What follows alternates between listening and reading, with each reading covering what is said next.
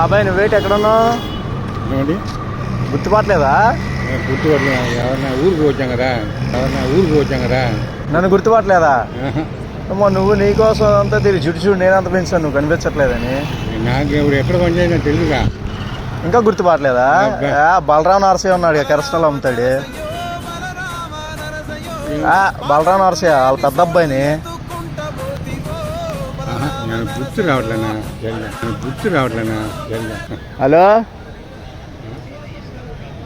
కనిపించాడు ఏడమ్మాక. అరే